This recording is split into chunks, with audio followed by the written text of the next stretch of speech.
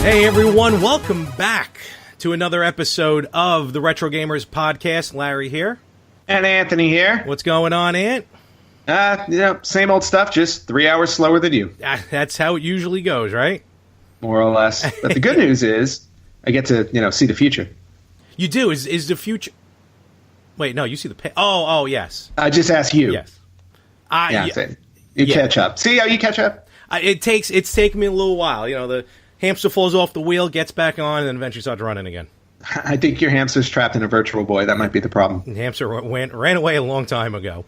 Mm-hmm. We're back this week. We took a little bit of a hiatus, mostly because of just traveling for one of us and just under the weather for another one of us. So, yeah, there was a little bit of a China hangover on my side. What kind of hangover did you have? Oh, I had a Jack Daniels. No, I did not. I had a Crown Royale hangover. Ooh. Yeah, very nice. I've quickly learned, we talk a lot about retro. We are in our late 30s, early 40s, and we You're love 40? retro. Trust me, I'm staring down the barrel. I went out. It was my cousin's birthday, and she's in her late 20s, and all of her friends are in her late 20s. And as much as I can hang with old video games, I really can't hang with a young crowd in New York City until 4 o'clock in the morning. But God help me, I tried. Wow. Well, yeah, I give you credit for trying. I mean, even when I was in my prime, staying out till 4 a.m. was a daunting task for me anyway. So I'm quite proud to say that that's not the case anymore. It's, you know what? I tried it. I tried it one more time. I'm like, you know what? I'm good from now on. You're retiring. So, I officially am. And but we closed the bar. We had a good time. And nice. See, I remember when we were younger, and it was we were complaining about the curfew, like and they instituted the curfew. Like, what do you mean there's a 4 a.m. curfew at bars in New York now? Like, this sucks. This is awful. In the meantime, it's like, if we get past midnight these days, we're lucky. I'm sitting there, and I'm like, I look at my watch. I'm like, holy Lord, I can't believe it's this late. They're getting ready to close up. And then I get my way home, and then the next day, my voice was gone for about 3 days. Yep. Gone. Oh, yeah, that's the other thing, too. You pay the price. You do pay the price. I still had to go to work, but my voice was gone. Of course you did. Of course, absolutely. So, but we're back this week, and we got some good stuff. Today's going to be, more, we're going to talk about a lot of stuff that's happening in the world of video games, and just getting ready really to close out 2018. Yes, 2018 has come and gone, and man, I'd like to know where it went, because, it did one of those things again, where you blink and it's over. And I'm sure when we wrap up the year in a couple of weeks, we'll go through, kind of some of the best and brightest of 2018. But yeah, it is kind of amazing that we're already here. Yeah, it's time's flying, but you know what? We are having fun, and we a couple weeks ago when Josh was co-hosting, you guys were talking about the poll that we had on our Facebook page about incorporating new games. Talking about old games, because we all are gamers at heart. Yeah. And that's what we're going to do. So that's what we're doing.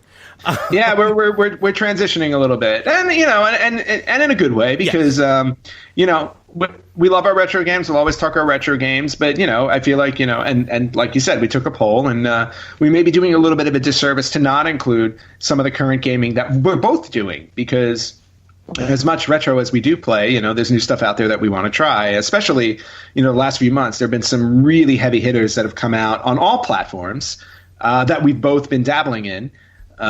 So, yeah, it just seems like the next evolutionary step in our show.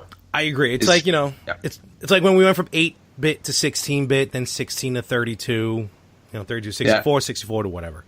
So it's our next generation, if you will. And talking about heavy hitters, one of the bigger ones to come out recently is the newest in the Smash Brothers series, Super Smash Brothers Ultimate for the Nintendo Switch. Yes, and it is fantastic. I am having a blast. The game is so much more fun to play than I already thought it would be. Mm-hmm. And I've gone on record here already. I was saying, I wasn't a fan in the beginning of the Smash Brothers series. You were. You loved it. I loved the first one, and then I kind of petered off for me. And I just wasn't crazy about it till the Wii U and 3DS versions. Mm-hmm. I picked up the Switch one. I haven't put it down. I've unlocked maybe a handful of characters so far. How far have you got, like, as far as unlocking? I've got at least a dozen. Okay. I think at this point. Okay. I keep going back and forth between, because they've now instituted, like, they have the spirit mode and the adventure mode. Yes. And I love the fact that they have that, because now it gives a whole one player experience, especially with me. Because I travel a lot and I take my Switch with me on the plane, but I can't do, I don't have an internet connection, so I can't go online and play anybody.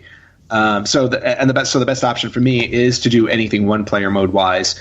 And the fact that they included that has been fantastic. I think spirit mode, you unlock people faster than adventure mode, because adventure mode sets the whole big board. I noticed that. Yeah, you're right. With Spirit, I feel like I've definitely got more characters from that. Adventure mode, I'm loving, though. It's a great, yes, me too. Great one-player game. Yes. And I got to say this right now. So far, the only character, and again, I'm a good handful into it.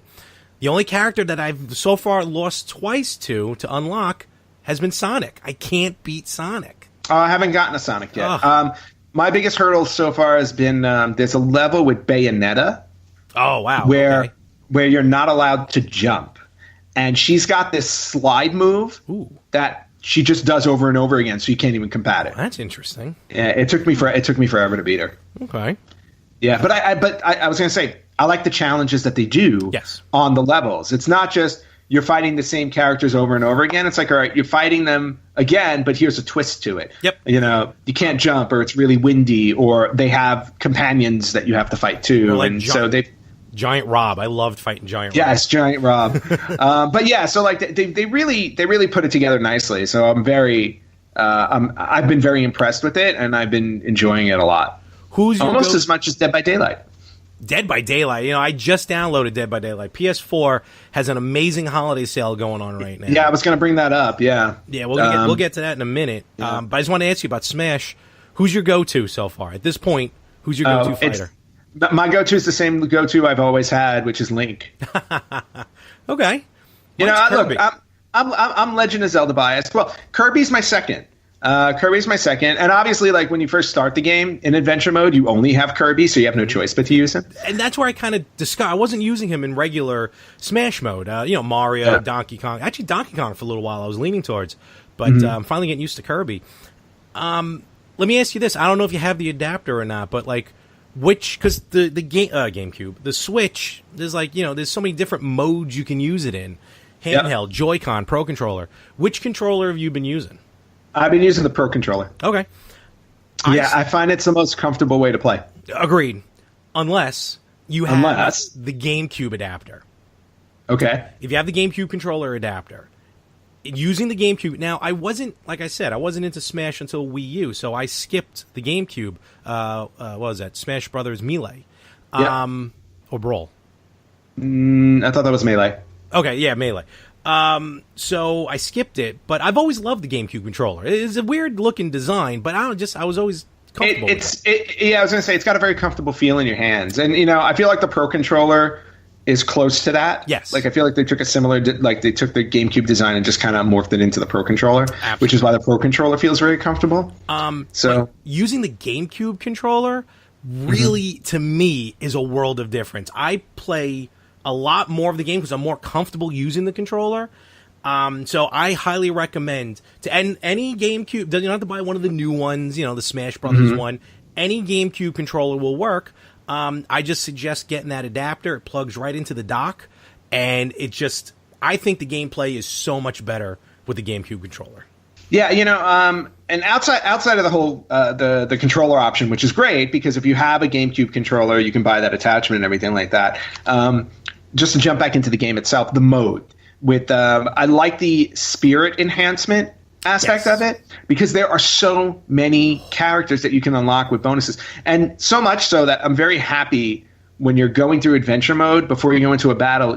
They offer you a suggestion on who you should use in the battle for the spirits, because there's no way I'm going to stand there and figure it out every time. Oh yeah, you hit Y and Y on the game controller. You hit the button, but yeah. You hit a button, you hit the Y button on the Pro Controller, and then it just tells you, use this guy. And I'm like, that I go, it's great. I don't have to think about it. And you do learn because it's a rock paper scissors format as to how it goes. I think it's like shield beats action that beats grip that beats shield, something like that. Yeah, something like that. And no, that works out really well. I'm very close to leveling up a couple of spirits. And what's really cool is as well, if you see behind me, that's a little blurred out, I have Amiibo. And of course the game works with Amiibo. You can actually use an Amiibo as a companion in the game. You can level up the Amiibo. Even let the Amiibo fight on its own. So I don't know, I got about like 25 Amiibo. Every Amiibo works? Every Amiibo will scan. The only one that didn't scan was the one from the cereal box. And I have ones that aren't in I have a Shovel Knight, the game Shovel Knight. He's not in Smash Brothers, but he is a spirit, I think. So every Amiibo will scan, and either it'll be a fighter like Mario, Peach, Bowser, any of them. Right. And then you can level them up. You can use them. And if the ones that you can't use as a fighter, again, they become a spirit. And I must have spent about a half hour scanning all of them in. And it was just... So now I have these different ones. And it's funny, too. Some of them I used for Wii U. You can transfer them over to the Switch version. Okay. Whatever level they were, like they'll cut it by half, but you can still transfer it. The only used Amiibo I have is Mega Man. I bought it used. So I scanned it in, and whoever had it before, because you register Amiibo. Right. Had that person's name, and she had it up to level 50 from the Wii U version. Oh, wow. It was nuts. But I suggest, even if you just get one Amiibo, because sometimes it'll help in the fight.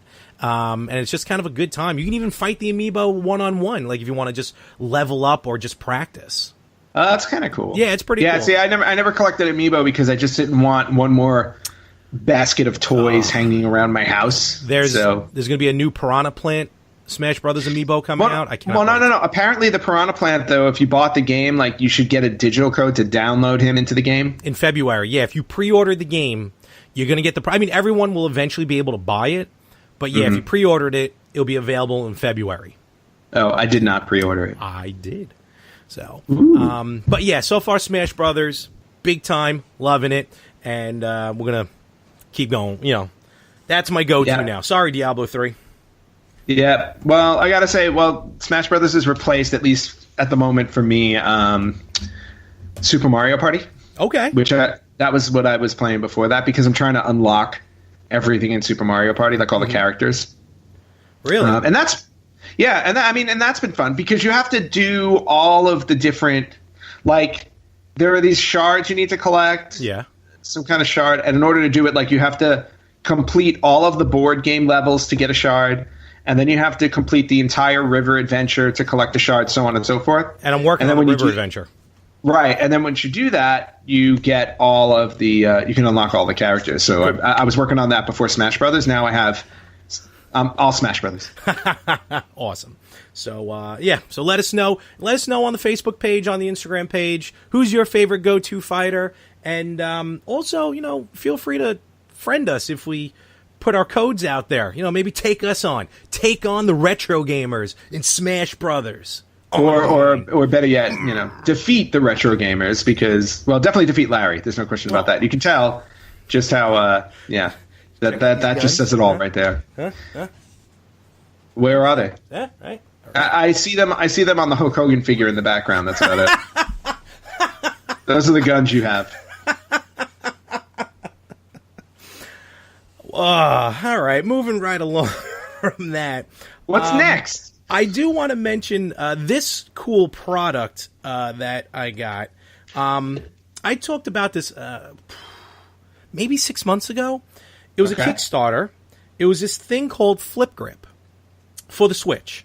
Basically, what the idea was, it's this piece that you have that you can play vertical shooters or arcade games in their intended tall ratio. Okay. On a lot of games, like the Namco Museum will do it, or a lot of the like arcade. They put the vertical bars on the side. Well, that, but you can also rotate the screen 90 degrees. Yes. Which wouldn't, I mean, if I could put my television on its side, that would be amazing. That would be cool. For the longest time, it never made sense. And the same thing, they did it on the Xbox and the PlayStation. It was the same idea. But you couldn't do anything with it. And when you play in that ratio where you turn it, it actually fills up the screen. It's, because a lot of times the screen is just filled up with the border. So I did a Kickstarter, Flip Grip, $12 for the Kickstarter, and it actually arrived. And this is the Flip Grip. Oh, that's it. Simple. It's a nice, simple piece of plastic, nice, durable plastic. Yep.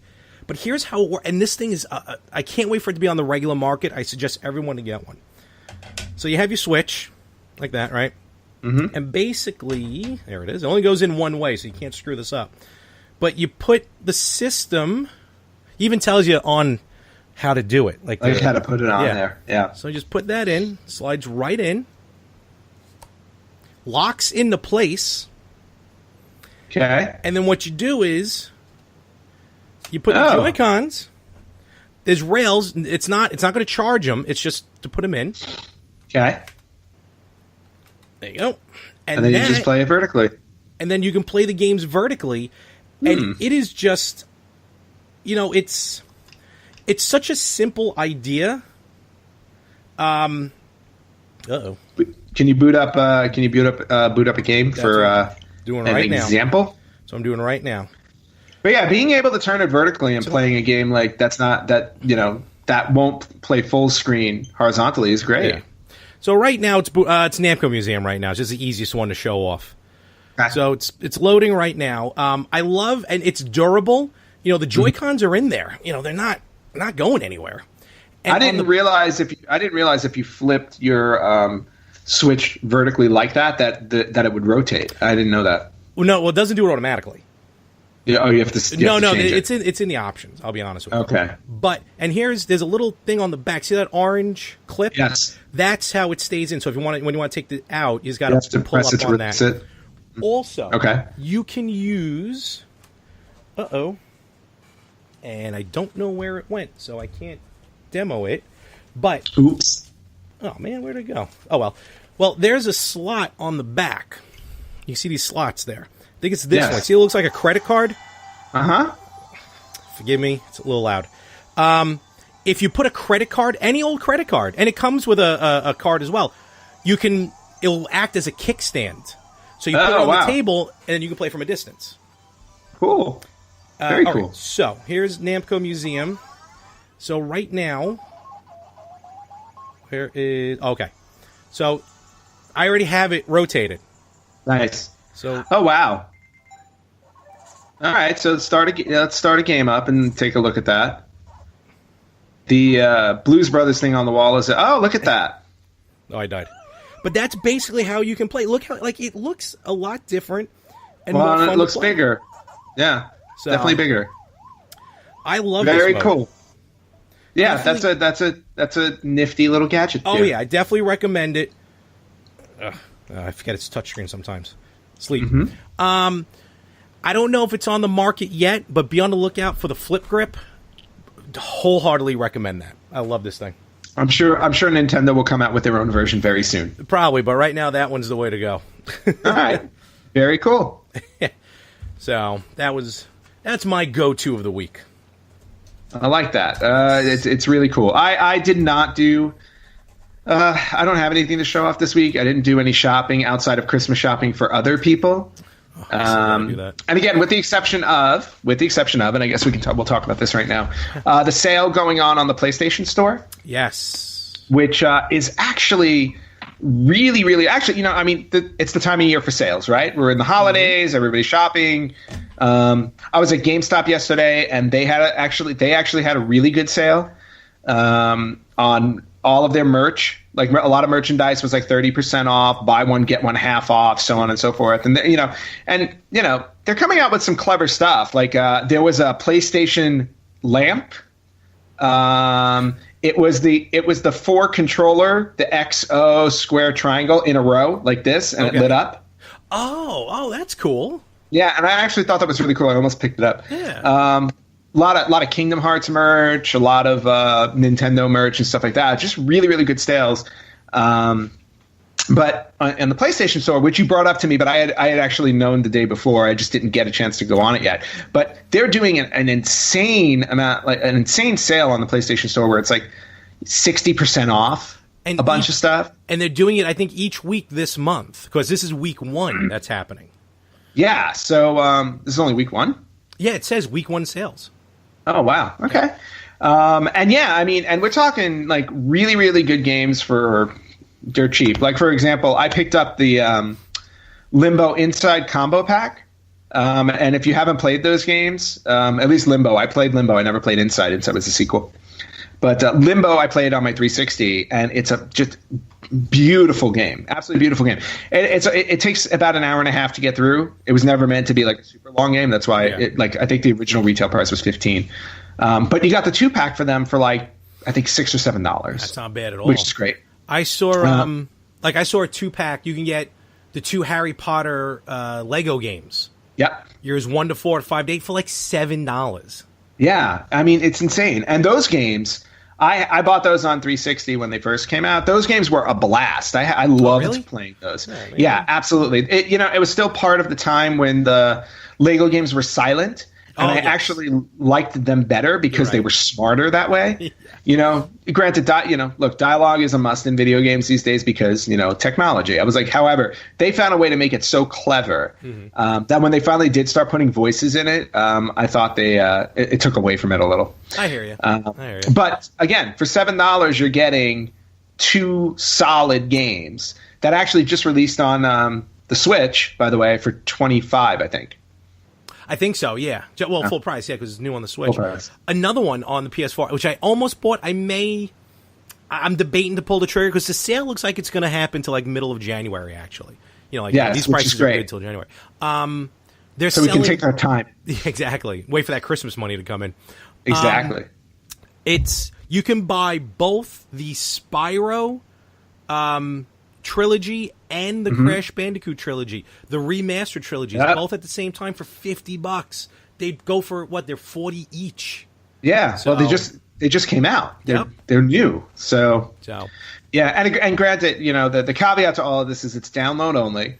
You're not going to get the physical disc. And I know, like you personally prefer the digital, but just to put it out there, it's like these are download only. What I love doing though with that is. I don't have to sit on my PlayStation to go shopping. Like, let's say I'm out and about and I'm sitting at a Starbucks somewhere and whatnot. I can sign into my PlayStation account online.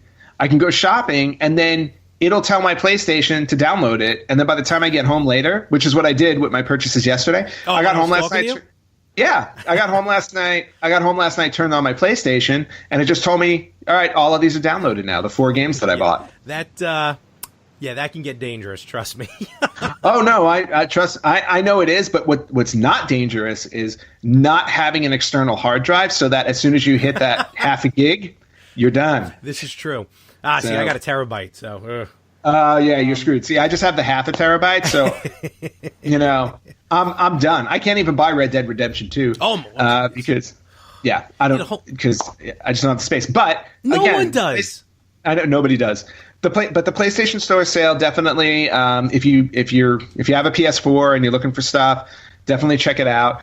Be very wary. Larry had pointed this out to me. Be very wary of games that are on a sale there that are not for the PS4, because there's stuff up there that's for PS3, PS Vita that will not work on the PS4. I think what game did you saw? You're like, ooh, let me get this. But it's Castlevania Symphony of the Night. Yes, that's right. That's on PS3 and Vita. That's PS3 only. Yeah. If you have a PS3 or a Vita, depending on the games you want, then go for it. Yeah, go for it, but not on the PS.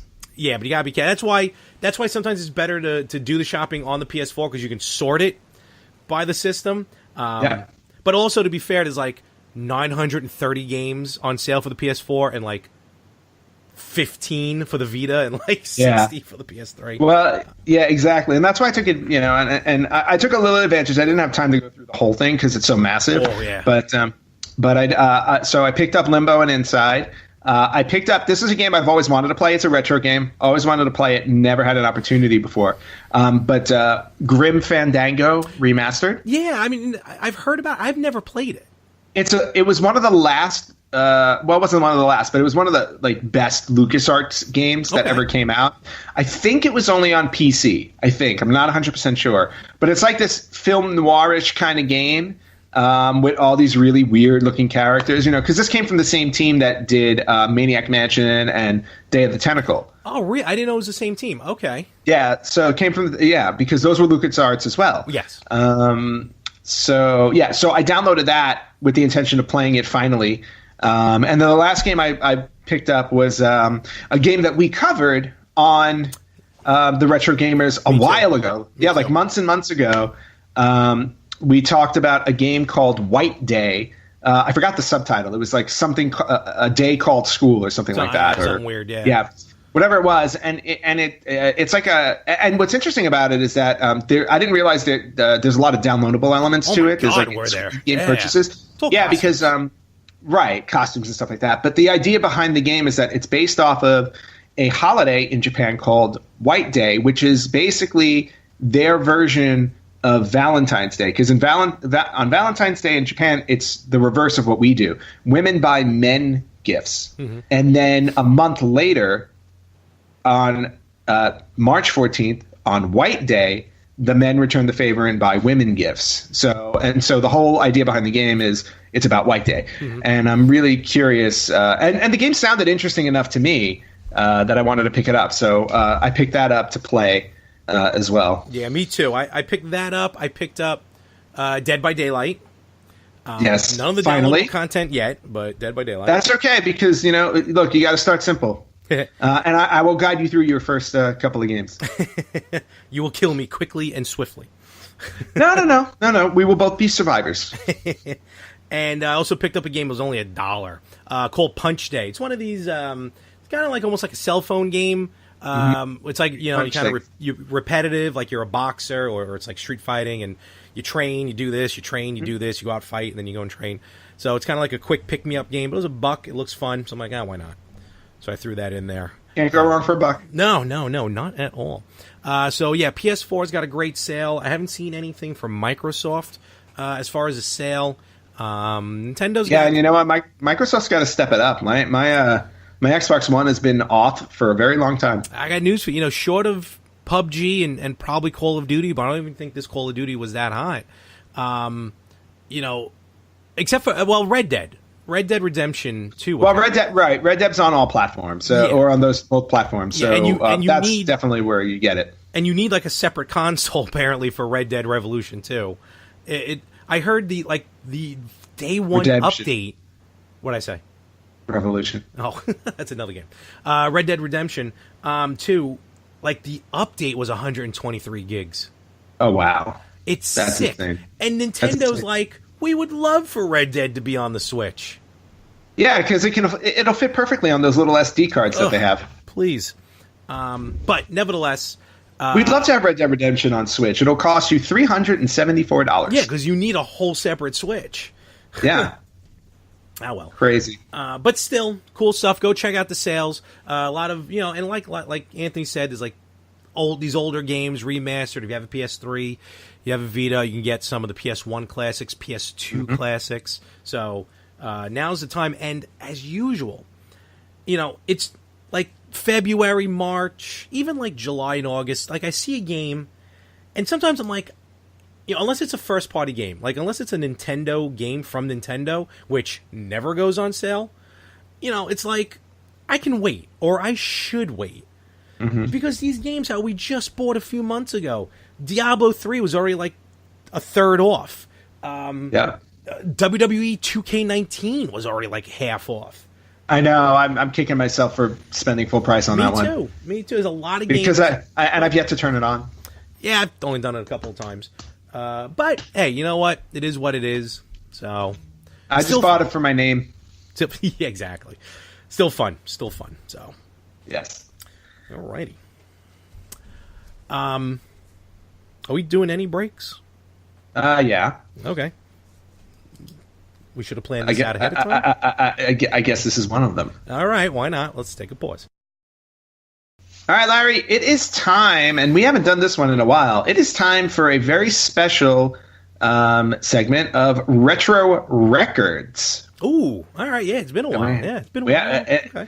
It's definitely been a while, but a record has just happened to fall into our lap, and I think it's definitely worth bringing up. So the Guinness Book of World Records, or the Guinness World Records, has officially recognized Mr. Charles Martinet as getting the record for voicing a character the most number of times consecutively in animation. And in this case, if you don't know who Charles Martinet is, he is the voice of none other than Mario in the Super Mario games. Yeah. Yes. Yeah. So officially, as of December 17th, Charles Martinet has voiced Mario 100 times. Wow. 100 times. So insanity. And it started what? It started with Super Mario 64. It started with Super Mario 64. So if you ever think about when you hear that very obvious and significant voice behind Mario. Exactly. You do it terribly. There's been one man behind it ever since that started back in Super Mario 64, and that is Charles Martinet. And he is now a member of the Guinness World Record as of December 7th, 2018. So bear in mind, I'm sure he'll be tacking on some more moving forward. I hope because so. we haven't seen the end of Mario, and Charles is alive and well and enjoying voicing, the Mario character. So congratulations, Charles Martinet, for this week's Retro Record. All right, so we taking a week off, we kind of would have talked about this last week. I was actually geared up to do kind of a special live Facebook on this, but again, with not being able to talk, it didn't work. Mm-hmm. So we're not going to go as in depth as we would have last week. Don't drink in pod, ladies and gentlemen. No, don't. Trust me. That's for a different show. We're going to brush on and talk about the Game Awards. Now, this I don't think is the same as the Video Game Awards that used to be on Spike TV back in the day. Yes. This is the Game Awards. I'm going to full disclosure. I'm not sure how it started or the guy who started it was the host. So I didn't, but it looks like it was just for the love of gaming, which is awesome. It was very normal. It wasn't in your face. It didn't try to be cool and hip. It was just an award show. It wasn't on the networks. It was on Twitch, YouTube, their website. So very kind of the future of television. No, really, and I watched it on YouTube. It was awesome in 4K. Nice. It was fantastic. And it started out. It opened with the head of Sony Entertainment, the head of Microsoft Entertainment, and the head of Nintendo. So Phil Spector, nice. Reggie Fils-Aimé, and I forgot the other guy's name, but. The other guy. All three guys. Sean Layden. Yes. All three guys in charge of PlayStation, Microsoft, and Nintendo on the stage at the same time welcoming us to the Game Awards. That in itself was just an amazing moment to see, especially with the fights about cross-platforming and some won't. PlayStation wants something to do with it. They should have pushed, what's his name, off the stage. Phil Spencer. And then wasn't it? I thought it was Microsoft that was getting in the way of it. Is it Sony? No, yes, Sony, on Rocket League. All right, so Sean Layden should have got thrown off the stage. So, but the Game Awards were fun. It's their fifth. It was the fifth year doing it. They had some stars there, but basically we're just going to run through just not all of them. A few of the awards. Some I was kind of shocked with, but here we're going to get right into it. One I want to mention real quick: best debut indie game, because I actually just picked this game up because it won an award. And the game is amazing. It's The Messenger. Okay. It plays, and I've heard this before, but I can tell you now from playing it, it really does play like Ninja Gaiden. The original very Ninja cool. Gaiden. Yeah, it's awesome. The Messenger, check it out. Then we have shocking Fortnite, best multiplayer game. Not surprising. Yeah, right. Best sports racing game, Forza Horizon 4. Oh, interesting. That beat out FIFA 19, Mario Tennis Aces, NBA 2K19, and Pro Evolution Soccer 2019.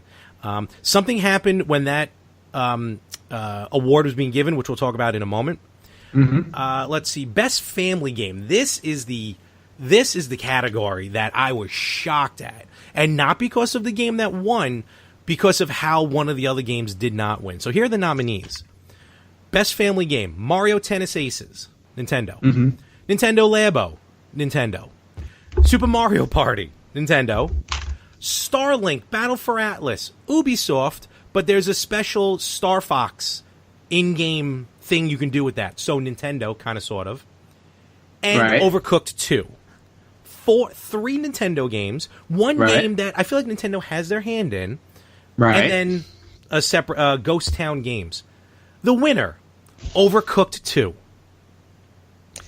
Nintendo can't win them all. Or any. That night, any. I was shocked at that one. How, like, at least Mario Party didn't win that one. But, you know, and I think it's us. I would have thought Mario Party would have been a good choice for that. Yeah, and I think the players, like, we get to go online and vote. Because I kind of... Well, maybe, you know what? Maybe Overcooked wound up winning because they thought that Nintendo had gotten enough out of the evening. Because didn't they give a Lifetime Achievement Award to the Virtual Boy? I wish. Don't mind. Oh, yeah. Don't mind. Never mind. Yeah. So, they credited the Virtual Boy with almost causing the second crash in video game history. How dare you? Best fighting game was between Blaze Blue Cross Tag Battle, Soul Calibur 6, Street Fighter 5, Dragon Ball Fighter Z. The winner on that one was Dragon Ball Fighter Z. Interesting. I thought Soul Calibur would have taken that one. I would have thought that, or at least Street Fighter. Yeah. Best role-playing game, Monster Hunter World. So Capcom. Yeah, I need to play that. I hear great things. Best mobile game, Florence. There are some mobile games out there. I kind of thought PUBG Mobile was going to win, but no, not on that one. No. Never underestimate the power of Florence. Best action game is a good category. The nominees were Destiny 2 Forsaken, Dead Cells, Call of Duty Black Ops 4, Far Cry 5, and Mega Man 11. And the winner was Dead Cells. Oh, interesting. A lot of, well, to me, sleepers, because I haven't heard of some of these, but that's good. Yeah, no, because, it brings some of these games you may not know of to the forefront. So, like I said, things you should pay attention to. That's what got me to buy The Messenger. Then we started getting into the heavy hitters here. Where are we? Here we I'm go. just waiting for you to say it, because I know the obvious thing that's coming.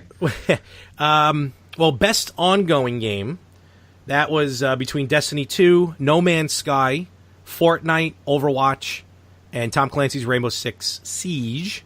So the best ongoing game, obviously, Fortnite. Of course. Also, now here are the ones that I want to talk about.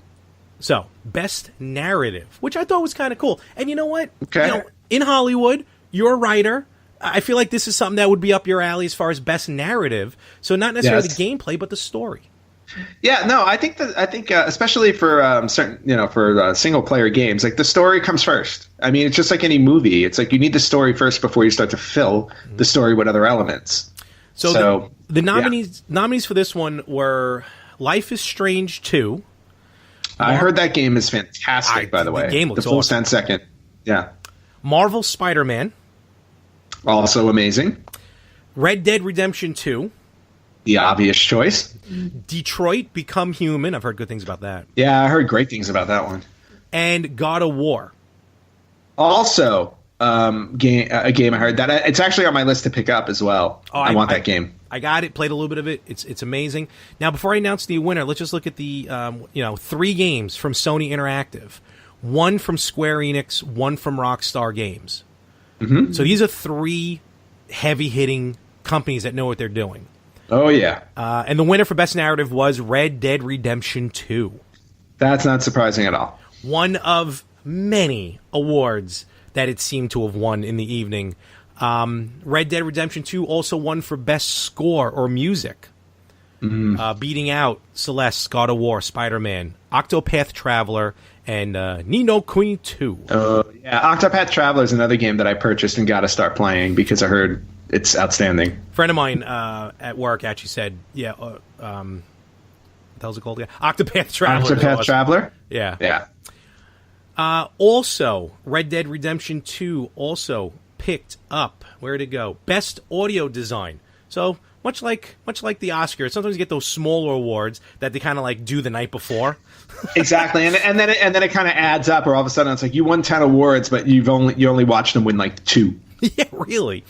The other big hitter, Best Action Adventure Game.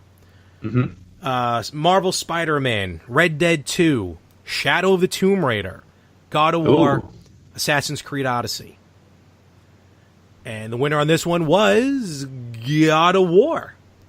Yeah, God of War I think was probably behind Red Dead Redemption 2 the heaviest hitter of the year. I've heard nothing but praise for this game. Granted, if you played the original, you know exactly what kind of game you're getting into with this one. And I really can't wait to get my hands on it because everybody's talking about how great it is. God of War is one of my favorite series of all time. It's amazing. Yeah. I want to go back because best performance, I don't know if I mentioned, also went to Red Dead Redemption 2. Which is weird now, best performance, but you forget these new games is like all mocap. I was just going to say it's mocap, it's voice actor. I don't think voiceover actors get all the respect that they deserve because even though they're just lending their voice to a game or television show, whatever it is, they're still acting. You know what I mean? They're still you're not seeing it maybe necessarily, but when you do mocap, obviously, like that's them acting. I mean, granted, they're digitizing it and all that stuff. But those are their facial expressions, those are their emotions. So it's just it only makes sense that they would have an award for that. No, agreed. And when they were reading the nominees, like you'd see a little bit of the motion capture, and these actors they got them dressed in the motion capture. It's not like someone else may be doing it. And then they'll voice over. But, Red Dead Redemption 2, Detroit Become Human, God of War, Assassin's Creed Odyssey, and Spider-Man were all part in that category. Who took it? And the guy who plays Kratos in God of War, Christopher Judge, him and the kid who played the boy in God of War, they came out to do an award. And Christopher Judge, I got to figure out what else he's in. His voice... That's his normal voice, that booming voice. Isn't that crazy? For Kratos, it's ridiculous. Now, there were a lot of other awards here. The last two I want to mention. Best Game Direction. Maybe you can help me out with this. I still kind of missed what this may have meant. I'm guessing like how the storyline progressed or like how it was edited together, for lack of a better term. Like, is there any direction... Like best direction. Well, I mean, think about it this way. Video games are like movies. They're like movies, and movies need a director, right? Because director guides the film, and it's ultimately their vision that gets to the final product. You get the same thing with the video game. Granted, the player is driving the story forward because we're playing the protagonist as opposed to just watching a main character walk across the screen. I was like, however. What we're doing in a game is still leading you down a path to the overall story of the game and the experience of the game, and you need a director to do that. The director will capture all of that, will capture the drama and the action and all of that stuff. So best game direction to me is that. All right. Totally get it then. Nominees, Detroit Become Human, Spider-Man, Red Dead 2, A Way Out, which I actually never heard of, but it looks cool. I haven't heard of that one either. And God of War, and the game that won Best Game Direction, God of War. Yeah. Again, it was one of those things where almost every category you could have said God of War or Red Dead 2 was going to win it. Yep. With a little Spider-Man on the outside, I think. You know what? You're right. Spider-Man had 7 nominations. God of War and Red Dead had 8 nominations. Now, of all the categories, there, 2, 4, 6, 8, 10, 12, 14, 16, 18, 20. 22 categories. 22 categories. Really only, I was going to say, like 4 games dominated those 22. Now, Game of the Year. We're leading to Game of the Year. Now, at this point, Red Dead has 3 awards. God of War has 2 awards at this point. Spider-Man, shockingly, hasn't won anything yet. Yeah, because it was getting shut out by God of War and Red Dead 2. But just the way, like, it hyped, it's almost like you kind of feel bad for, like, these superhero movies even at the Oscars. Sometimes they get shunned just for being a superhero movie. That's correct. So, and but, that's not going to change. Well, Black Panther got nominated for something. Oh, that was a Golden Globe. Yes. Yeah. So, Game of the Year. Here are the nominees. Assassin's Creed Odyssey. Celeste. Spider-Man. Monster Hunter World. Red Dead 2. And God of War. And what was funny about this, the Russo brothers, they directed Infinity War, right? Yes. All right. So the Russo brothers come out. This is like, they had some names come out to announce these awards. They come out and they go, all right, well, we started with 12 nominees for Game of the Year, but now we have 6. Nice. Thought that was pretty funny. Game of the Year. You would think went to Red Dead 2. You would be wrong. It went to God of War. God of War walks out Game of the Year. And you know what? And rightfully so. I think it earned it. I think so too. Yeah, no question. I find it funny though, like with Red Dead winning all these big awards, like winning the big ones. How does that in itself not make it Game of the Year? I just find that part funny. I don't know why. I don't know. I think Game of the Year is pretty much like overall. I mean, when you look back on everything about the game, like, in its completion, which one has basically the best sum of all of its parts? And you know what? If Red Dead 2 won, I don't think it would. Nobody would have batted an eye either. I really do think either way, everybody was going to go home happy. Oh no, totally. Can't go wrong with it. Nope. So those were the nominees. Those were the awards. I highly recommend. I'm going to pay more attention to this for next year. It looks like I guess it's every December, so we got to wait a year. But it was very cool. Now the other thing that they did during the night, a lot of exclusives. This thing was better than E3 as far as announcements. Yeah, and I honestly think E3 is starting to go the way of the dinosaur. Sony pulled out of it already. Yep. I don't know. Microsoft, I think, is still going to be there, but Nintendo hasn't been there. They do a direct feed. They do one of their direct whatevers. Yeah, I think when E3 went corporate, I think it started to lose its just started to lose its luster, because it used to be it used to be an expo for gamers. Then it just became an expo for people in the gaming business, and I think that's just where the intrigue started to lose. I can see that. At least that's my assessment, because I always wanted to go to E3, and then when they closed it off, I'm like, well, I can't go. So what? But now, why should I care enough to pay attention? I'd rather just go online and see the announcements myself. And so I'm watching the Game Awards. Again, I just caught at the last minute. I'm like, oh, this is kind of cool. Even though it was funny because it was announced all over the place when I was in LA, because it took place in the theater next to the Staples Center. So yes. So they have the first world premiere. I'm like, all right, what could this be? Honestly, no offense to the Game Awards, but I'm like, what could they premiere at the Game Awards that's not going to be at E3? And by God, the first one that came out of the box was a humdinger. It was announced that exclusive on the Nintendo Switch, Marvel's Ultimate Alliance 3. Marvel Ultimate Alliance 3, The Black Order. I don't know what that means, but I'm sure it's something awesome. Well, if you don't know what The Black Order is, then you weren't paying attention when you watched Infinity War. Did you watch Infinity War? I did, but I don't remember it. Okay. The Black Order were basically Thanos' henchmen. The four? Oh. Okay. They're the Black Order. They are the Black Order. And in the comic books, there's actually a fifth one. Okay.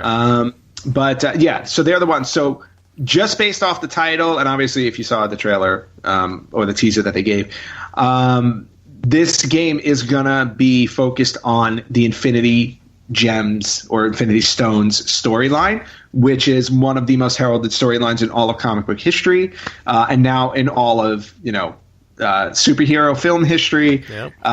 So just that in and of itself, it's like, I'm already sold. Like, I don't need to see anything else for this game. It's already on the list. Yeah, no. And then, so that alone made me go, all right, they're playing with fire here. This is going to be pretty sweet with exclusives and world premieres. Beyond that, it was also, there were a ton of Smash Brothers commercials, because Smash was being released midnight that night. So it was cool how Nintendo worked with them, because it'd be like, the commercial, Super Smash Brothers comes out in 4 hours. basically, when we're done with the video game awards, everybody run to the store. That's really what it was. Exactly. Another one I want to mention, which was really cool. Again, came out of nowhere.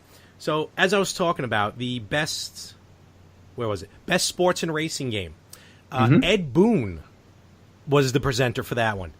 Yeah. If you don't know who Ed Boon is, he's one of the co-creators of Mortal Kombat. Yep. So he comes out. All right, cool. Nice to see Ed Boon. Haven't really seen him, heard from him in a while. And he's just talking, video games, racing. So here are the nominees for best sports and racing game. Well, then all of a sudden you see Raiden and Scorpion on the screen. And the first thing that comes to my mind is, oh my God, they're making a Mortal Kombat kart racing game. That was my first go-to. But no, we're getting something even better. We're getting Mortal Kombat 11. Yes. Very excited about that. Very exciting. Here's the part that I really like. So it's Raiden, Scorpion, obviously souped up graphics, Scorpion looking amazing. Raiden takes out Scorpion, but then all of a sudden another Scorpion shows up. But it's the Scorpion dressed like the original Mortal Kombat game. Oh, from the arcade. Yeah, that costume. Nice. It wasn't like digitized, but that costume. Right. Got it. So I'm wondering if it's going to somehow they're going to incorporate stuff like from the first game into this new one. Or is it going to be kind of like the Mortal Kombat trilogy game where they put everything in it? I'll take it. Well, look, Smash Brothers is already showing that works. Exactly. I mean, yeah, people, look, there's a hunger for that type of stuff, especially with us. We talk retro games because those games from 10, 20, 30 years ago are still, they're still enjoyable to us today. The nostalgia factor, the difficulty factor, all of these things. I go, so to do like some type of culmination in a game for today's consoles, yeah, it's just a no-brainer at this point. Did you see any other exclusives? There were a couple of things that I saw on the list that I was actually interested in. One was there's a new Dragon Age coming, Dragon Age: The Dreadwolf Rises. Yep. So they're continuing that story, that franchise, which is great. Far Cry New Dawn was announced. Good. Yep. And that looks really good.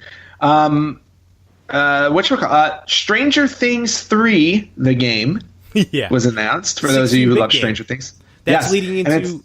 And that leads into season 3 of Stranger Things. And that leads into season 3 of Stranger Things. So you get your 16-bit out. And then finally, they announced, since you were talking about sports and racing, I thought you were going here.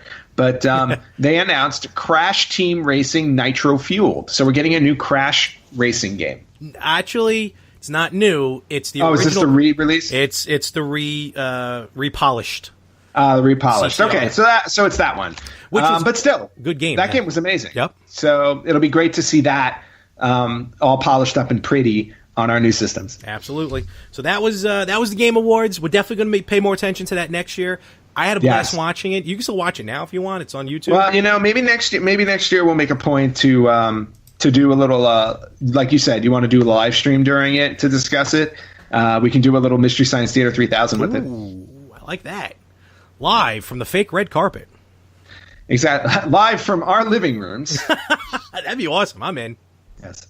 We'll dress up in tuxes and just sit in our recliners. We're doing it. It's on the docket. Make it so. Write it down. All right. We need a calendar. We need like an official calendar of things. Josh, remind us. Yeah. Well, Josh is too busy trying to come up with whatever our contest will be next year. Yeah. Speaking of contests. So we're rapidly approaching a couple weeks left in our Virtual Boy contest. And from one particular post that caught my eye, this whole contest may be useless for me next year if I lose this contest. Why? Hyperkin. One of my favorite companies, actually. They've put out some amazing clone systems. Well, they could have done better with the NES, but the Super NES one is amazing. The Genesis one I heard is awesome, and the Atari one is awesome. They made some great controllers. They've actually made what's called the Duke. They made the original Xbox controller for the Xbox, the original Xbox, but for the Xbox One. And they're also doing a lot with HD wires. You can buy like an HDMI wire for the Dreamcast, and I think for the PS2 maybe even as well. They put out a photo, which I guess at this point, Q, the photo, whichever side I'm on, they put out this right here, cryptic photo on their Instagram page with no description other than the two optical, looks like, who's a whatsies, and in a big, bold, red, it says 2019. If it is what I think it is, and I don't know if it is what I think it is, but if I think it is what I think it's going to be, I think we're looking at a cloned Virtual Boy. Well, if it is what I think you think it's going to be, then what I really think it is the basically them announcing the apocalypse is nigh. Because to me, that image looks like we're going to get two nuclear bombs in the shape of Virtual Boy lenses. I don't know if it's Virtual Boy because, look, I don't want to even broach this subject. I don't want to go near it. I don't know why any company would waste any time creating something for a platform that has like 19 games on it. That's what I'm going to say. Look, I'm aware that the library for the Virtual Boy is extremely small. Yep. I know that. I've also gone on record saying that two of the games are probably two of the best games ever to be put out on any video game system. Mario Clash and Wario Land. But the fact, if this is true, unless it's some sort of weird Tiger Electronic game, if they're trying to clone the Virtual Boy, and in a society that tries to find Virtual Boys, and they are extremely rare to find that work 100%, yes, I am very excited about this. Well, I don't know if you should read into it that much, because when I looked at it, my initial thought, and maybe I didn't look at it closely enough, but when I tried to like really zoom in on what was on the ground, so to speak, down there, I thought they were teasing a disc-based system, because if you look down there, there's a lot of silver and it's circular, so it kind of made me think, oh, are they coming out with like their version of the Polymega? Their own That's system. where I went. Okay. Yeah. Well, no. Their own disc-based system that will play PlayStation, Saturn, Sega CD type of stuff. Oh, I didn't think of that. But then why would there be two of them? I don't know. Those two lenses. Where? Not sure. But that was my initial thought. Because even when you look at it closely, because Hyperkin does sell. Look, we can talk about this all we want. I will explain it away until you get off this whole Virtual Boy kick, because it's not happening. It's not happening. No, it's not happening. Listen to me. Hyperkin does sell replacement parts for the PlayStation VR, stuff like that. And yes, they do sell a little bit for, I think they do, replacement parts for the Virtual Boy. Yeah. A CD-based system, though, would be amazing, because that really would put a market that Polymega was pretty much ready to dominate in 2019. But when you look at it closely, it almost does look like a visor of a VR helmet. Maybe they're coming out with their own VR system for classic gaming. We'll see. We will see. We will see. But I'm going to go out on a record here. So Hyperkin, if you are watching or listening, if you are creating what Larry thinks that you're creating, stop. Just stop. That's it. That is my one message that I give to you. Don't do it. It's not worth it. In 2 weeks' time, Larry's going to be witnessing with his own eyes the destruction of that which he holds most dear. I have hope. It's Christmas. You have hope that you're going to hack my credit card and spend. That's what you're hoping. Because I'm not doing it. I'm not falling for it. We are too close to the end here, pal. And I am destroying that Virtual Boy in your face. There was another post that came out recently on, I saw it on Instagram. Actually, our friend, Captain Nostalgia over at Victims and Villains, reposted this teaser, which again, cue the teaser. Probably now at this point it's going to be in front of me. Where did you think I was going to put it? Is a motion poster, which I guess these are the new thing now. Yeah. Motion poster for the movie Sonic the Hedgehog. Yes. Live action Sonic. What are your thoughts? Okay, so first of all, as you can see, and for those listening on the podcast, the poster, basically, you see a blue blur, you see some rings, you hear that iconic ding when the rings are caught, but then he's posing, but you can't see his face, so they purposely block that out. But you see the iconic kind of hairdo, you see the red sneakers, you see his very oddly thin legs and arms. Well, let's think logically here. If you spend your entire time running really, really, really fast, you're gonna have some muscular legs. This is true.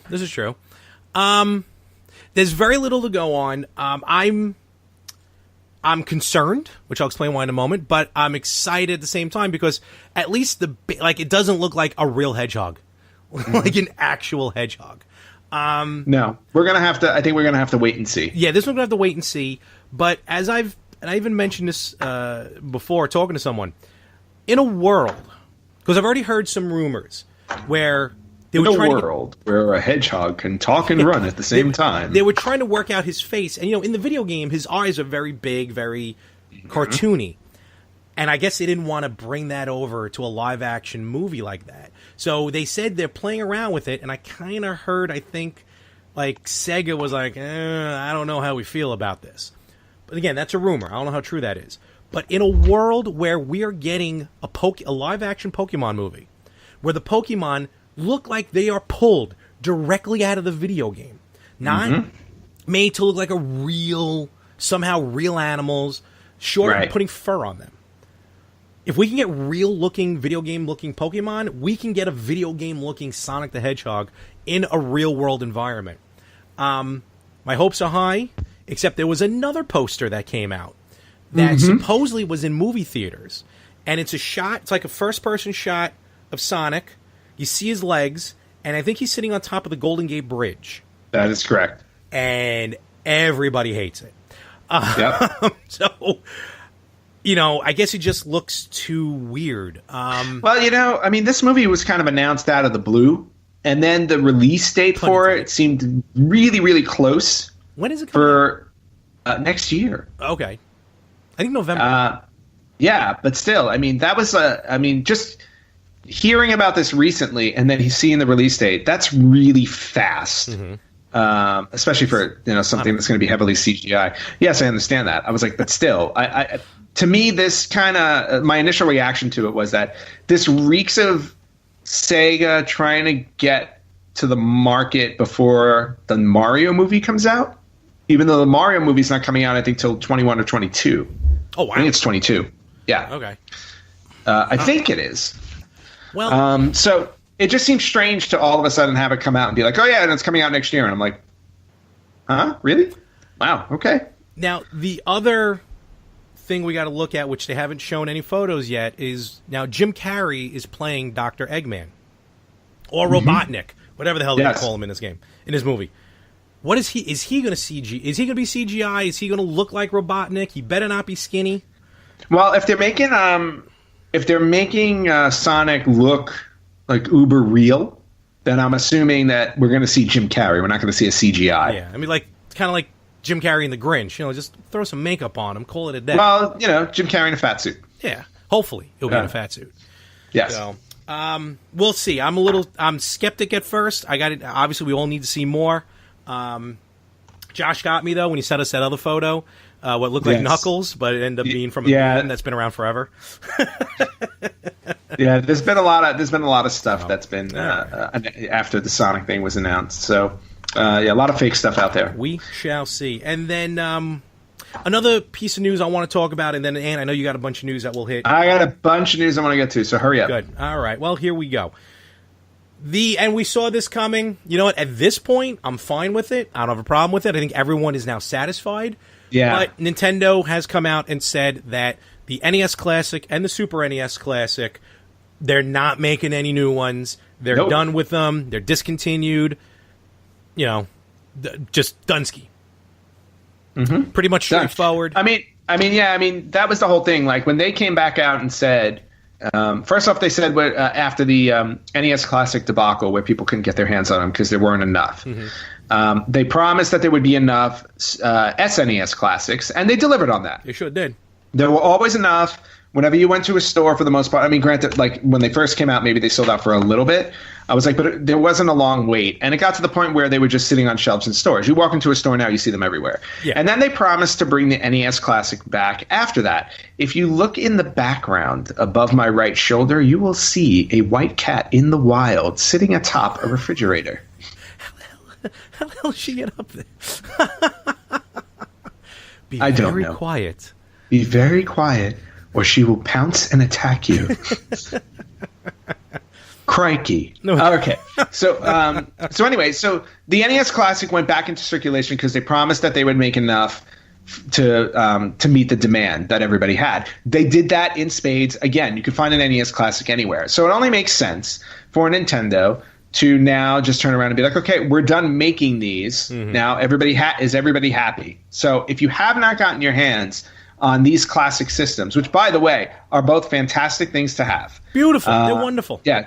They're really good. They're nice and compact. You can actually put them in your pocket and take them with you wherever you go. If you have some television, HDMI, plug it in, you're good to go. Bang, if you're going with friends or whatever it is. But whatever, you know what I mean? 30 NES games for $80. No, 30 NES games for $60. 21 SNES games for $80, including one that was never released before. Yeah. I mean, the price tag is perfect, but if you've been waiting, get them now. They will be gone soon. So, bottom line. Do it. Yes. Jumping into other news really quickly. I know we've been going for a little while here. Right. But let's do some quick hits here. Okay. One, remember how we stop it. Remember how we talked about Nintendo taking legal action against ROM sites? Against everybody who's breathing, yeah. Yeah, and everybody's panicking.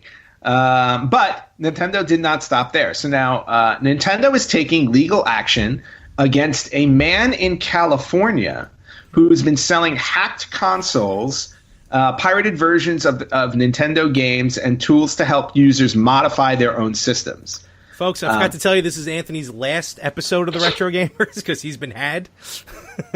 I do not live in Orange County. Oh, okay. That you know of.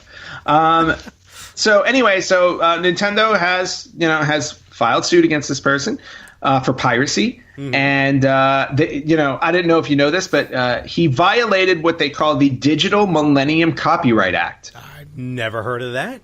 The DMCA. That is the name. That is the name of the Copyright Act. Now my cat just mooned us really quickly. Yes, that's what she thinks. That's what she thinks of my podcast. And knocked everything over. Yeah. Stupid human, why are you putting this in front of me? And then she ran and hid in the bedroom. It just figures. So anyway, Nintendo's legal action was not just stopping with the ROM sites. They are apparently going after any and everybody. So if anybody out there is doing some illegal piracy, you may want to think twice about Nintendo. Can't say the same thing about Sega and Sony and Microsoft. I don't know what they're doing, but Nintendo definitely will be out to get you. Moving on, interesting note here that just came out, that the Nintendo Switch has surpassed PlayStation Vita sales in Japan. But when they say they surpassed them, they surpassed the lifetime sales for PlayStation Vita in Japan. So since 2011, the PlayStation Vita has sold 5.95 million units. The Switch is over 6 million now. Oh, I get it. Okay. Yeah. So cool. The Switch has outperformed the PlayStation Vita, which has been on sale for 7 years in terms of total units sold. Look, Nintendo, they did, they hit the home run. No, it's definitely a big deal. And sticking with the Switch, okay. We have a first ever happen in U.S. video game history. Oh. So, based on sales of console to game, like console versus game, for the first time ever, over 50% of console owners have purchased 3 games for the system, for the one system. So, in other words, out of all the Switch owners in the United States, over 50% of them own Legend of Zelda Breath of the Wild, Super Mario Odyssey, and Mario Kart. Wow. That's awesome. It kind of almost makes sense. Breath of the Wild was the game you bought the system for, basically. If you weren't a Zelda fan, then Odyssey was the game you bought it for. And then Mario Kart 8 is Mario Kart. And I know some of those sales also didn't hurt that a lot of those games were packed in with some of them at some point. But still, that's wild. No pun intended. Yeah, that's wild. 3 games at over 50% sales is like, again, unheard of. Has never happened before in video game history of the U.S. So all good news coming out of Nintendo. Sweet. A little bit of sad news to announce. And this isn't for the U.S. This is actually in Spain. So we're very sorry to the country of Spain to tell you that the Nintendo magazine is officially closing for good in Spain. There will be no more print magazines available in Spain. Like an official Nintendo magazine? There is an official Nintendo magazine up until now that was still being printed in Spain. Not Nintendo Power. No, Nintendo magazine. Well, that's weird. It was a Nintendo magazine. Unfortunately, after 26 years, Nintendo magazine in Spain is officially gone. So we weep for you, Spain. Arrivederci. Exactly. A couple other quick notes. There are some new Neo Geo games. We're very Nintendo heavy on the new stuff. There are some new Neo Geo games coming to the Switch. Okay. They just announced a list of them, and it will be on. It'll be on December 20th, and these are the games that are going to become available. Puzzle Bobble 2, The King of Fighters 2002, Ragnagard, The Ultimate 11 SNK Football Championship, Ninja Masters How Ninpocho, of course, and Kazuna Encounter. Right. So we got 7 new games coming. 7 new Neo Geo games coming to the Nintendo Switch. Sweet. On the eShop. And last but not least, a huge congratulations to Mega Man. Mega Man has hit a mega milestone. Want. The Mega Man Legacy Collection has sold over 1 million units, which is the first time the Mega Man franchise has done that in the last 15 years. All right, sweet. So Mega Man's making a big comeback. He's on an upswing. We just got Mega Man 11 in October, which is absolutely impossible, but fun to play. But congratulations, Mega Man, for staying current. So we've got that. That's pretty much everything I have for retro news. I like it a lot. You better like it a lot. All right, cool. Yes. Well, I think we're done. I think so. This was. I'm tired. Yes, I hear you. Even though it's only noon. Yeah, I'm sorry. It's almost 1 o'clock here. All right. Yeah. So figure we come back. We talk a little bit of news. A lot of news actually. Yep. And kind of just continue on, getting ready to wrap up the year. And speaking of wrapping up the year, next week's episode is going to drop on Christmas. God, Christmas is next week. Holy Lord. Yeah. Can't believe it showed up so quick. I still got to go shopping for people. Oh, yeah, I'm not done shopping either. So, by the time this episode drops, I may be, but I'm not done shopping as of this moment. I'm just buying for 2 other people, and I'm good to go. I could not be more. I could not be more lax about it this year. I'm just like, you know what? If I forget anybody, either I'm sorry or here's a gift card. And I'm telling everyone right now, I am perfectly fine with gift cards. WWE Network, Nintendo eShop, Amazon. I don't care. I'm happy with those. Yep. I love them. Yep. Exactly. Someone just buy me the DLC for Dead by Daylight, and I'm happy. Yeah, and someone just buy me something. Exactly. I would buy you a Virtual Boy, but you're going to be doing the buying for that. Nope, not going to happen. Not happening. I will personally go to their offices and make sure it doesn't happen. And don't tempt me, because I have enough frequent flyer miles to go anywhere. So you can't hide from me. You really do. It's like, sir, where are you going on this destination? To destroy a building. Okay, enjoy, sir. Well, let's not go that far. I just want to destroy the production line. Oh, okay. I'm sorry. Yeah. Went above and erase all the plans. Kind of kind of like, how we can't go to the moon anymore because we don't have the plans for it anymore. I'm going to do the same thing with the Hyperkin Virtual Boy. True. What? What plans? Just shoot a rocket north and go. Mm-hmm. Well, we'll see how that works. Alrighty. Well, let's call. I'm missing stuff, so I guess we'll call Me it. too. Yes, let's call it. All right. So, as usual, wherever, if you're listening to us now, you know where to listen to us. But if you have friends and family who want to listen, tell them they can find us on any program they use to listen to podcasts, including iTunes, Spreaker, Amazon, Alexa, iHeartRadio, wherever else. YouTube. In fact, Facebook, YouTube, Instagram, all of them, Retro Gamers Podcast, and hit them with the email and the website. We got email at theretrogamers.com, or you can go to our website, www.theretrogamers.com. Absolutely. And with that, we are going to call it a week, and I will catch you next week for the holidays. You're going to catch me in a few minutes because we're going to go online and play some Dead by Daylight. I completely forgot about that. Okay. Yeah. So we will check that out in a little bit. But in the meantime, we will catch you right here next week on the Retro Gamers Podcast.